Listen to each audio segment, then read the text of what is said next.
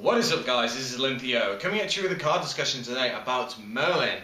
Merlin, one of the brand new cards for Noble Knights. Now, we've been waiting so long to see what the actual effect of Merlin is, and it's finally been announced, and I'm just going to go over it and kind of give my opinion on how the card is. So Merlin is a level 3 dark spellcaster with 1400 attack and 500 defense. Not bad for a level 3.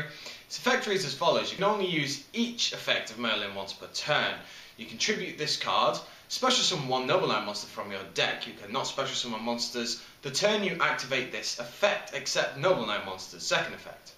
During either player's turn, you can banish this card from your graveyard. Immediately after this card resolves, synchro summon one Noble Knight synchro monster using the monsters you control. And then the third effect, very similar to the second, is during either player's turn, you can banish this card from your graveyard immediately after it resolves.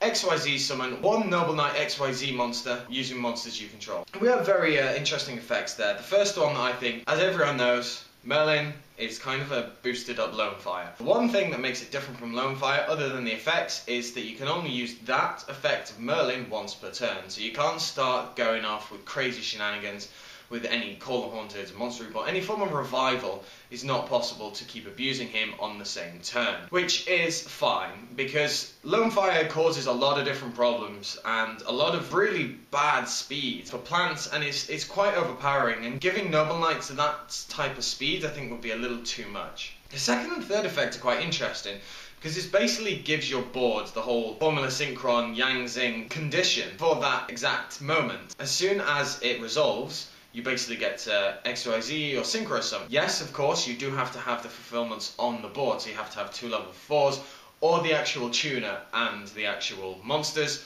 to actually perform a successful summon. A lot of people are getting confused thinking that you can just do it. I'm like, no, you still need tuners to, Synchro Summon. It's quite interesting with the whole card dodging effect, because if you, for example, summon a monster, they got bottomless, you activate Merlin, Chainlink 2, Merlin resolves, then you go over into your XYZ or you go into your Synchro monster. Bottomless doesn't have its target anymore. So those types of things are quite interesting. And if you know that your opponent has a lot of different back row, then obviously this only really works for cards that target.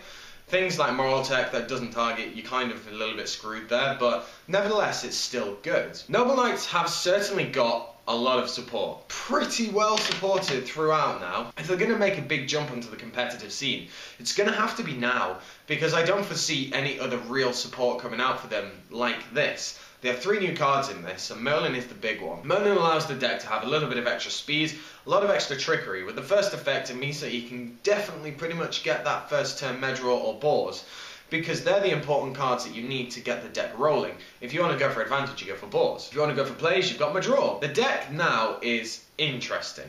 It's enough to make people pick up the deck, because as it stands, it could be a tier 2 deck, it could be a tier 1 deck. We don't know how people are going to take the deck and how it's going to evolve. Noble Knights with Rotor at 3, with all of these generic support cards out for them that have been kind of given a boost, it is now their time. If Noble Knights don't break out now, they're never going to. And I know that a lot of people say that Noble Knights have topped. Yes, I realise they have topped in different events, and they might have won a couple of events, but that's not good enough.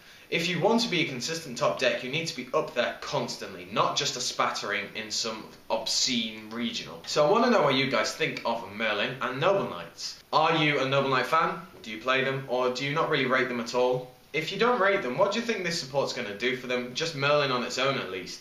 So I want to know what you guys think, as I said. Let me know down in the comment section below. Like, comment, subscribe, and I shall catch you guys later.